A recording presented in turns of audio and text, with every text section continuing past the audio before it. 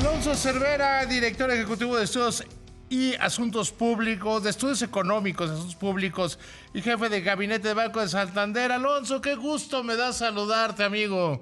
Igualmente, David, muy buenas noches. Oye, todo mundo sigue hablando de que se ve complicado el paquete, la economía en 2025. Ustedes en Santander, ¿cómo lo ven? Sí anticipamos una desaceleración de la economía mundial, de la economía estadounidense y de la economía mexicana el próximo año, en 2024. La realidad es que la economía mexicana ha sorprendido favorablemente en lo que va de este año, al igual que la economía de Estados Unidos, pero sí vemos obstáculos para que este crecimiento se siga repitiendo en los trimestres por venir. Entonces, no anticipamos una recesión, no anticipamos una contracción de la economía, pero sí anticipamos menores tasas de crecimiento en México y en Estados Unidos. A ver, ¿y cuánto espacio ves que vaya a tener la economía mexicana en 2025? Digo que yo no sé quién será el secretario de Hacienda, la secretaria de Hacienda de Claudia Sheinbaum o de Xóchitl Gálvez, pero va a tener un panorama complicado, ¿no, Alonso? Me parece, sí, la respuesta corta es sí. Por el lado fiscal, creo que hay mucha inercia en muchos gastos al cierre de esta administración, gastos que van a ser difíciles de eliminar o de recortar. Pensemos el gasto en pensiones, el costo financiero va a seguir subiendo, muchos de los gastos sociales yo creo que llegaron para quedarse. En un entorno, en el 25, en el que pues la economía empieza a carburar, hay un cambio de administración.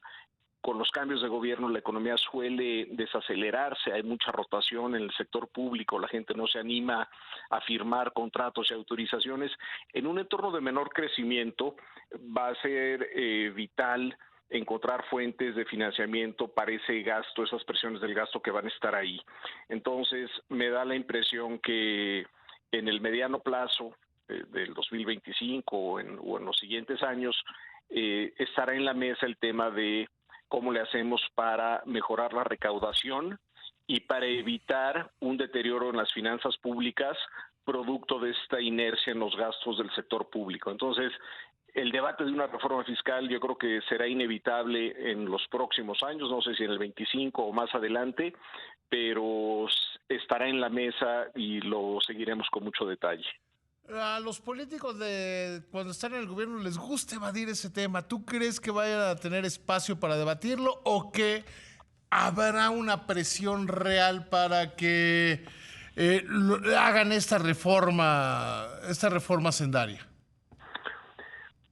Como tú bien dices, nunca es popular hablar del tema de aumentar impuestos, y en México el foco ha sido cuándo subimos el IVA o cuándo ponemos un IVA a alimentos y medicinas. Entonces, a ningún político, independientemente de su afiliación, le gusta tocar ese tema. Me puedo imaginar que en algún momento, gane quien gane, el presidente o la presidenta va a enfrentar esa disyuntiva. Ante presiones, ante mayores demandas sociales por mejores servicios de salud, de educación, de vivienda, de infraestructura, de seguridad, van a tener que decir, bueno, ¿cómo tengo que entregar esos mejores servicios? ¿Cómo los voy a financiar? Tenemos mercados profundos, abiertos en México, afortunadamente, y creo que los mercados mandarían una señal adversa si la forma de financiar ese mayor gasto es con un incremento en el déficit. Entonces, ahí hay un obstáculo para la indisciplina fiscal, gane quien gane y esté quien esté en el poder. Entonces, eso yo creo que nos debe dar tranquilidad y pensar que el tema de la reforma fiscal se va a abordar con la debida seriedad. México ha sido un país con mucha disciplina fiscal en el tiempo, con rotación en el partido en el poder. Este sexenio no ha sido la excepción, esa disciplina fiscal, y me parece que gracias a este mecanismo disciplinador que está en los mercados financieros, quien esté en el poder va a tener que pensar en la viabilidad de una reforma fiscal, cómo y cuándo y cuánto, y eso será tema de debate en unos años. Ahora, deja llevarte de unos años a unos días.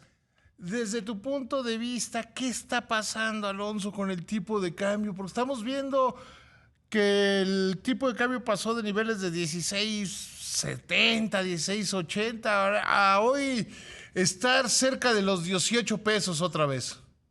Yo creo que lo que pasó fue que la Reserva Federal, el Banco Central en Estados Unidos, en su reunión del 20 de septiembre, le mandó un mensaje claro al mercado al decir, es probable que tengamos que volver a subir la tasa de interés en Estados Unidos y que el próximo año no la bajemos tanto como lo habíamos pensado. En junio nos habían señalizado que probablemente la tasa la bajarían en un punto porcentual, 100 puntos base en el 2024, y ahora en septiembre en las proyecciones nos dijeron tal vez nada más 50 puntos base, medio punto porcentual. Entonces esa es una tasa más alta y por más tiempo. Y los mercados están debatiendo, y esta es la fuente de la presión en los mercados financieros en estas semanas, cuántas veces más la van a subir y qué tan alta se va a quedar la tasa en Estados Unidos y por cuánto tiempo. Ya estamos hablando de tasas, David, muy altas en Estados Unidos. El bono de 10 años está por ahí del 5%, ha subido mucho en unas semanas, la tasa de fondeo está arriba del 5%, y eso le pone competencia a los mercados emergentes, incluyendo a México. Entonces, el inversionista global está entre invertir en un activo de menos riesgo, como las tasas en Estados Unidos o en el dólar americano, versus invertir en tasas mexicanas o de otros países o monedas emergentes. Entonces, esta rotación de activos de mayor riesgo, como los emergentes, como el peso mexicano, hacia activos menos riesgosos, es lo que nos explica la presión en el tipo de cambio. Las bolsas se han caído, porque pues mientras mayor sea la tasa, menos incentivo para comprar acciones en la bolsa. Las bolsas se han caído, los bonos en general han sufrido de países emergentes y desarrollados, y otra vez el punto de partida es qué va a hacer la Reserva Federal y qué tan altas van a seguir las tasas en Estados Unidos y en otros países desarrollados durante los siguientes trimestres. Ahora, ¿cuál es la tendencia del peso en el corto plazo, quizá los 15 días? Porque creo yo que estamos viviendo un momento de demasiada volatilidad, ¿no? Es muchísima volatilidad, como bien apuntas, venimos de niveles por debajo del 17, ahora estamos cerca del 18, es imposible pronosticar el peso día con día, de aquí a 15 días no tengo una respuesta, no tengo idea, tu adivinanza o tu pronóstico es igual de bueno o malo que el mío. Sí, no, es que no está claro. Pero lo que te puedo decir, David, es que si vemos el tipo de cambio en términos reales, el peso sí parece estar demasiado sobreapreciado, demasiado apreciado con respecto a sus promedios históricos. El peso está caro. Si vemos las cifras de largo plazo, es el nivel más caro para el tipo de cambio real en más de 2 décadas. Entonces, ante el escenario de tasas, ante el escenario electoral aquí y allá me refiero a Estados Unidos, pues uno pensaría que podríamos estar en la parte baja del rango y podríamos ver cotizaciones más débiles hacia adelante, no sé si en los siguientes 15 días, pero en los siguientes trimestres con una alta probabilidad. Sí, porque parecería que hay un cambio estructural, ¿no? Que no es simplemente una burbuja. Así es. Hay factores, hay fuerzas opuestas. El tema del nearshoring nos ayuda, es bueno para el peso, las remesas son buenas para el peso, y eso ya lo teníamos descontado. Ya hablar de remesas en máximos históricos, de la relocalización de las empresas, el llamado nearshoring, eso ya no es nuevo. Lo que es más nuevo y a lo que estamos despertando es el cambio del sentimiento entre los gobernadores del Banco de la Reserva Federal, que no se animan a dejar de subir la tasa y que se animan a decir, pues tal vez tenemos que mantener esta tasa alta por más tiempo. Y este es el proceso de ajuste doloroso que estamos viendo en los mercados en fechas recientes. Ahora, ¿tú qué le recomendarías a quien está en los mercados, a quien está invirtiendo? Porque empieza a ver con el tipo de cambio, pues quienes parece que se apanican. A mí me da la impresión que la tendencia de mediano plazo sí puede ser hacia una ligera depreciación.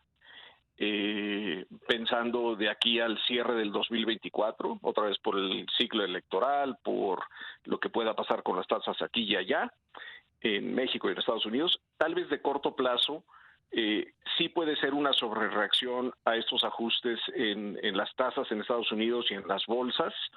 Eh, ha habido ya una clara tendencia de rotación de activos en las últimas 2 semanas y parece que puede ser una sobrereacción.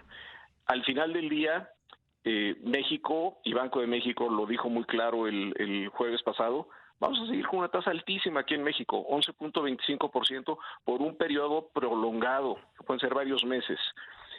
Ir en contra de Yo esa tasa prácticamente tan te alta diría que hasta mediados del año próximo, ¿eh? puede ser, y si lees al Fondo Monetario Internacional también trae la misma proyección el Sí. día de hoy, mediados del 2024. Entonces, tienes tasas muy altas, muy atractivas aquí en México, tienes una economía pujante, el riesgo político no es tan evidente en el corto plazo, las elecciones son hasta junio, y la narrativa del nearshoring sigue con todo. Entonces, me da la impresión que este movimiento casi de un peso, de por debajo del 17 al 18 en pocas semanas, puede ser exagerado y de corto plazo, pues tácticamente es una sobrereacción y el peso se podría apreciar. Pero otra vez, de mediano plazo, la película es otra. Sí, no, es que en el mediano plazo hay que ya considerar otros factores como los que bien planteabas hace un momento. Querido Alonso, te agradezco muchísimo que me hayas tomado la llamada. Te agradezco la invitación, David. Que tengas buenas noches. Gracias. Siempre, siempre un placer platicar contigo. Que te vaya muy bien. Un saludo a los amigos de Santander.